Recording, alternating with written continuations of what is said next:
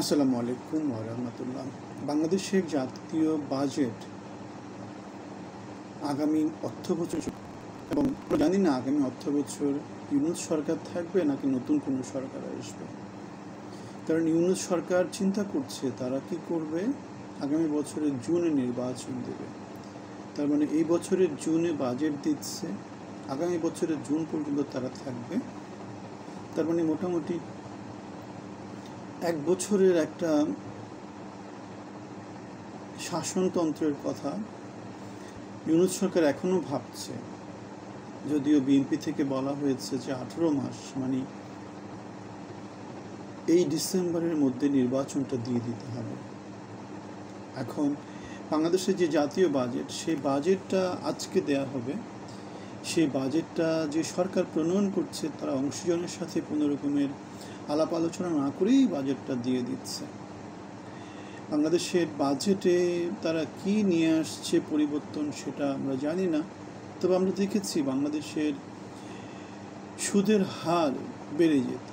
হার বেড়ে যাওয়া মানে শিল্পায়ন, সংকোচনমূলক অর্থনীতি ফলো করা।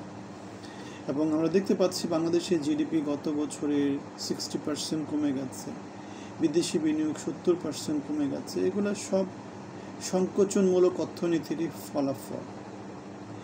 এখন বাংলাদেশের উৎপাদনমুখিতা যতদিন পর্যন্ত ফিরে না যাবে ততদিন পর্যন্ত জিডিপিও বাড়বে না, শিল্পায়নও হবে না, কর্মসংস্থানও হবে না, বিদেশি বিনিয়োগও আসবে না। তাহলে আমাদের বর্তমানে যে বাংলাদেশ ব্যাংকের ব্যবস্থাপনায় যারা আছেন বা বাংলাদেশের অর্থ মন্ত্রণালয়ে যারা ব্যবস্থাপনায় আছেন, তারা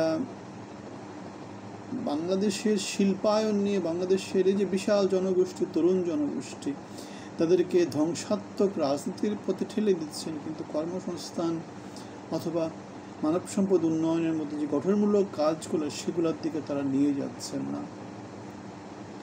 তারা নিজেদের জন্য নানা রকমের অসাধু সুযোগ সুবিধাগুলো, সরকারের সুযোগ সুবিধা ইউজ করে, পদ পদবি ইউজ করে তারা পাইয়ে দিচ্ছেন এবং জনগণের সাথে প্রতারণা দিচ্ছেন। তাদের যে এজেন্ডা, সে এজেন্ডার বাইরে গিয়ে তারা নানা কিছু বাস্তবায়ন করছেন। তারা তাদের ক্ষমতার হাত লম্বা করার নানা রকমের অপচেষ্টা করছেন। এগুলো সব বাংলাদেশের জন্য ক্ষতিকর। এখন এটা বলতে পারেন যে রাজনৈতিক সরকার আসলে ভালো কিছু হবে কি? রাজনৈতিক সরকার আসলে ভালো কিছু হবে কি হবে না ডিপেন্ড করছে রাজনৈতিক সরকারের নেতৃত্ব কেমন। রাজনৈতিক সরকার তাদের যে পলিসি, সেই পলিসি প্রণয়নে কাদেরকে তারা লিডারশিপে নিয়ে আসছে। যদি ভুল পলিসি ফর্মুলেট করা হয়, ভুল পলিসি দিয়ে যদি বাংলাদেশকে চালু রাখা হয়, তাহলে যেটা হবে 55 বছর যা হচ্ছে তাই হবে। তাহলে একটা জিনিস খেয়াল করে দেখেন, পরিবর্তন বাংলাদেশে হওয়ার খুব বেশি সুযোগ নাই। 55 বছরের যে ইতিহাস, সেই ইতিহাস কি একদিনে চেঞ্জ হবে? চেঞ্জ হবে না তো। তাহলে রাজনৈতিক দল যা কিছু বলছে, আমাদের বর্তমান ইউনূস সরকার যা কিছু বলছে, তার বড় একটা অংশ হচ্ছে ফাঁকা বলি।